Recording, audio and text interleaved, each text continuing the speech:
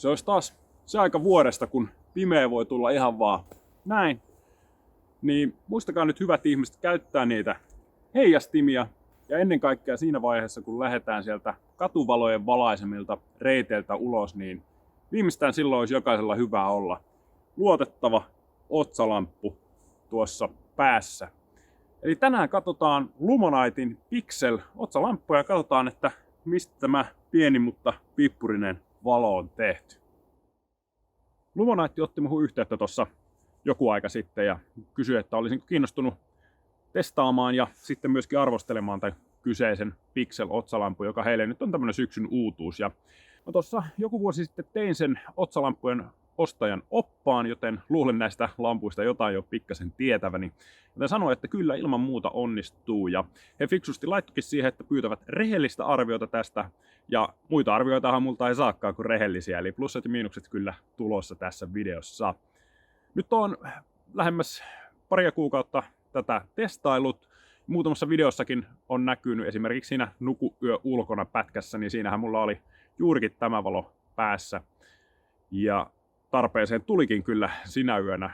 Hyvin pimeä yö oli kaiken kaikkiaan, ei paljon kuuta näkynyt. Ja koko Lapin reissu oli myöskin mukana tuossa takin hihataskussa. Ja sitä varten siinä pidinkin sitä, että pikkasen katoin vähän, että miten se semmoista pikkupakkasta kestää tuo lamppu. Ja pakkasen kestosta kohta tosin lisää. Ja Lapissa en toki yöaikaan ollut vaeltamassa missään vaiheessa, mutta kyllähän se illalla siinä leirillä ja etenkin sitten majoitteen sisällä niin tarpeelliseksi tuli. Ja etenkin yöllä, jos luonto kutsuu, niin sitä suuremmalla syyllä on hyvä olla siinä jossain lähellä. Ja tässä sitten korostuu myöskin se, että mitä yksinkertaisempi, varmempi toiminen se lamppu on, niin sen parempia. Nimenomaan näihin tarpeisiin niin tämä Lumonitein Pixel vastaa. Ja oikeastaan tästä päästäänkin sitten sujuvasti siihen, että mikä tämän lampun juju on. Eli sen lisäksi, että tämä on varsin yksinkertainen toiminnallisuuksiltaan, löytyy yksi ainut nappi tuosta päältä, niin hintaahan tällä ei ole kuin 54,90 €. Ja jos sen haluaa ajatella, että paljonko euroilla saa lumeneita, niin niitä tulee noin 4,5 lumenia per euro, sillä maksimissaan tällä lampulla kyetään tuonne 250 lumenin lukuihin, mikä on jo tämän kokoiselle lampulle niin ihan huomattava, ja sanotaan, että retkeilykäyttöön niin enemmän kuin tarpeeksi. Yhteensä 4 valotehoa löytyy. Ne on pienimmillään 1,5 lumenia, eli niin sanottu tommonen Moonlight-moodi. Sitten on normaali matala teho 25 lumenia, 90 lumenia ja sitten tosiaan se suurin 250 lumenia. Ja sillä sitten näkeekin jo palttiarallaan 80 metrin päähän sillä suurimmalla valoteholla. Ja näiden valotehojen välillä vaihtaminen niin on semmoinen asia, mikä pikkasen eri logiikalla toimii eri lampuissa. Ja joissakin lampuissa on hyvinkin paljon kaikkia vilkkumistiloja ja muita, ja se voi olla vähän haastavaa niiden välillä käydä. Etenkin jos yöllä sieltä makuupussista heräät ja unenpopperassa yrität miettiä, että miten se lamppu nyt sitten toimikaan. Niin tässähän homma on hyvin yksinkertainen. Painat kerran nappia, lamppu syttyy siinä valotilassa, missä sitä on viimeksi käytetty. Sen jälkeen kun pitää pohjassa, niin aletaan käymään näitä kaikkia valotehoja läpi, ja kun päästät irti, niin voit sitten jättää sen siihen tehoon, mihinkä haluat. Painat kerran uudestaan, niin valo sammuu. Ja jos tulee joku semmoinen tilanne, että tarvii nopeasti sitä korkeinta valotehoa, niin sitten riittää, että painaa 2 putkeen. Niin lamppu syttyy sitten suoraan sillä kirkkaimmalla teholla, taikka jos on joku muu valoteho päällä, niin ei tarvii käydä noita kaikkia läpi ja yrittää osua siihen kohdalle ja vaan painaa vaan 2, niin se on saman tien se 250 lumenia sitten taulussa. Huomion arvoista tässä on toki se, että sitten toi Moonlight-moodi, mistä mainitsinkin aikaisemmin, eli vaan se 1,5 lumenia, niin sen saa päälle siten, että kun lamppu on pois päältä, niin pitää hetken aikaa tuota nappia pohjassa, niin se sieltä sitten syttyy. Mutta pimeällä se on kyllä ylivoimaisesti mun suosikkimoodi, niin kuin taisin ehkä mainitakin siinä aikaisemmalla videolla. Syytähän on ihan se, että yleensä jos sulla on pimeässä kuitenkin semmoinen vähän rauhallisempi se kävelytahti, saatika sitten jos on jo leiri pystyssä, niin semmoista korkeata valotehoa mun mielestä ei tarvitse. Ja kun matalaa valotehoa käyttää, niin se tietysti säästää akkua, säästää sun silmiä ja säästää niitä kavereiden silmiä, jos sulla on kavereita mukana siellä reissun päällä. Eli mun mielestä kaiken kaikkiaan, niin jos ei ole tarvetta isommalle valolle, niin pyri aina käyttämään sitä pienintä mahdollista valotehoa. Eli siinä se oikeastaan onkin. Todella simppeli kaiken kaikkiaan operoida. No sitten jos katsotaan sitä kolikon kääntöpuolta, eli miten tuollaisilla valoteholla ja lumeneilla niin tämä näinkin pienen laitteen akku sitten kestää. No, akkuhan on 850 mAh. Jos käyttää sitä pienintä valomoodia, eli Moonlightia 1,5 lumenia, niin akku kestää sen 15 päivää. Kun taas sitten jos käyttää sitä maksimitehoa 250 lumenia, niin sitten se on semmoinen tunti 55 minuuttia, mitä tuo akku enää kestää. Ja se on mun mielestä ihan hyvä lukema, koska edelleen haluan painottaa sitä, että aika harvoin sitä maksimitehoa mihinkä tarvitset.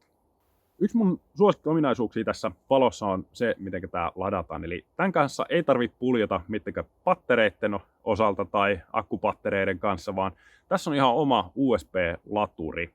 Laturi toimii kaikille lisäksi vielä semmoisella magneettisella levykkeellä, mikä vaan naksautetaan siihen pohjaan kiinni. Siitä tulee semmoinen todella tyydyttävä ääni. Ja sitten kun katsoo tuota linssiä tavallaan, niin siellä hohtaa semmoinen punainen valo niin pitkään, kun se sitä latailee ja muuttuu sitten vihreäksi, kun akku on täysi. Eli todella simppeli ja yksinkertainen homma kaiken kaikkiaan ja ei tarvitse tosiaan kantaa mitään ekstra paristoja ja semmoisia mukana, että jos sulla on kuitenkin joku vaikka virtapankki puhelinta varten mukana, niin saat siitä samasta ladattua sitten otsalampu, jos se tilanne sitä vaatii. Latausaika 0-100 on noin 2 tuntia, mutta vielä en ole itse ainakaan saanut kertaakaan tätä niin tyhjäksi asti vedettyä yhdelläkään reissulle, että yleensä mulla tapana on semmoinen, että kun tuun tuolta jostain takaisin kotiin ja aloitan siinä muutenkin sen varusteiden huollon, niin samaan aikaan niin latailen kamoja, niin akkuja täysiin ja sitten myöskin varmistan vielä sen, että ne on täydet ennen kuin lähden sitten uudestaan yhtään mihinkään. Ja siitä koosta, kun oli puhetta, niin kuin näkyy, niin pääpanta on vaan tämmöistä yksinkertaista sorttia, että tässä ei ole sitä kolmatta pantaa, mikä menisi tuossa pään päältä. Ja tämä johtuu ihan siitä, että itse lamppu, joka irtoaa muuten aika näppärästi tuosta pannasta, on todella pieni ja kevyt. Jos otan tuon hanskan pois, niin näkyy, eli tämä menee kokonaan mun nyrkin sisälle tää lamppu. 63 grammaa painoa, eli ei juuri mitään, erittäin pieni kokoinen. Ja tässä on myöskin semmonen hyvä puoli, mitä moni ei ehkä tule ajatelleeksi, mutta näissä tämmöisissä, mitä mä nyt sanoisin, tämmöisissä putkilomallisissa lampuissa, niin on tietysti aina se juttu, että jos se lamppu on tosi leveä, niin sitten se valokeila on myöskin, se ei ole tässä keskellä sun päätä, vaan se on tuolla vähän sivussa. Mikä nyt ei välttämättä kaikkia haittaa, mutta se on ehkä hyvä ottaa huomioon, jos ei semmoista valoa aikaisemmin käyttänyt, että se pikkasen sivusta tulee. Mutta tämä valo on niin pieni, että sitä ei kyllä oikeasti huomaa, koska tuo valo melkein tuossa keskellä nuppia on. Pieni pippurinen paketti kaiken kaikkiaan on todella vakuuttunut tästä lampusta. Ja muistaakseni taisi lukea suoraan sivullakin, että tässä ei yhtään ole liikkuvia osia, eli hyvin jämäkkä kokoisekseen ja tämän painoiseksi lampuksi. Eli tämähän on iskun ja veden kestävä myöskin. Siinä tuli se testattua. Ja valmistajan mukaan pakkasta kestää ainakin sinne -15 asteeseen, eli ihan hyvin voi talvellakin käyttää tätä pientä lamppua. Ja takaisin kiinnittäminen pantaa, niin ei muuta kuin tuohon päälle ja painaa, niin se on siinä erittäin jämäkästi. Ei tarvitse pelätä, että siitä mihinkäs siitä lähtisi. Valmistaja lupaa pikkupikselille 60 kuukauden takuun. Ja mun mielestä se kertoo siitä, että he itse luottaa tähän laitteeseen ja se on toki positiivinen asia sitten minullekin. Ja puhutaan kuitenkin nyt niin tämmöistä kulutuselektroniikasta tavallaan, niin se on mun mielestä erittäin hyvä, että siihen on enemmän luottoa kuin se vuoden päivät, mitä yleensä näissä on.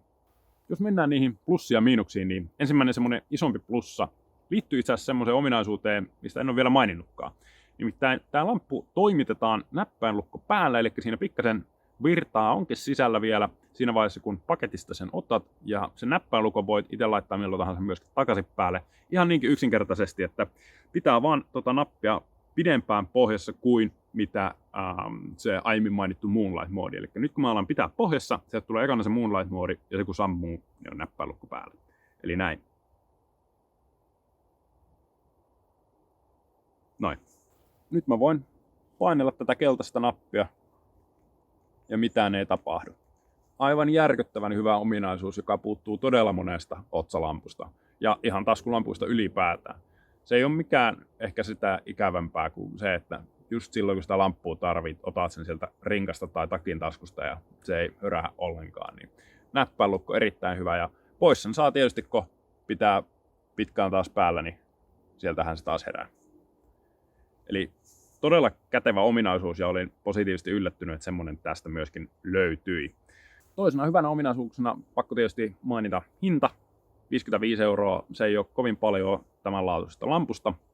Halvempiakin lamppuja on, mutta kuten esimerkiksi siinä mun otsalamppujen ostajan opasvideolla mainitsin, niin on myöskin huomattavasti kalliimpia lamppuja. Otsalamppuja lähtee ihan niin sanotaan, ne lähtee sieltä 10, mutta menee sitten moneen 100 € ja 50 Lumonite Pixel on mun mielestä aika kätevä niin kuin välimaaston ratkaisu. Ja ehkä kolmas mun pääplussa on se, että tää on hyvin yksinkertainen. Kuten mainittu, ei ole liikkuvia osia, ei ole mitään ylimääräisiä härpätyksiä, kaiken maailman välkkyvaloja tai muita. Yksi ainut nappi, mitä on todella yksinkertainen ja helppo operoida. Oikeastaan melkein menee ilman ohjekirjaakin saman tien, kun ottaa käteen, niin se aika äkkiä sieltä se logiikka selviää. Ja pieni ja kevyt paketti kaiken kaikkiaan, kun nämä asiat yhdistelee, niin tästä on sitä kautta ehkä tullut nyt se mun pääasiallinen otsalamppu tästä eteenpäin.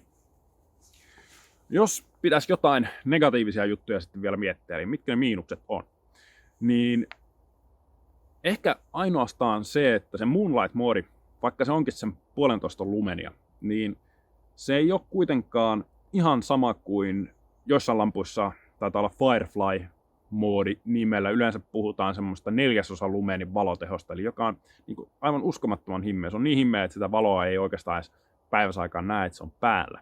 Ja tämä on ehkä enemmän relevantti sitten siinä vaiheessa, jos puhutaan vaikka noista reserviläistouhuista. Tietyn tyyppiset harjoitukset vaatii sen, että siellä on joko punainen valo tai sitten semmoinen uskomattoman himmeä valo, jos pitää pimeässä vaikka jotain karttaa katsoa. Ja silloin sitä valoa oikeasti käytetään niin, että se ottaa melkein otsalta pois ja pidetään siinä 3 sentin päässä siitä kartasta, että nähdään, mitä siellä lukee.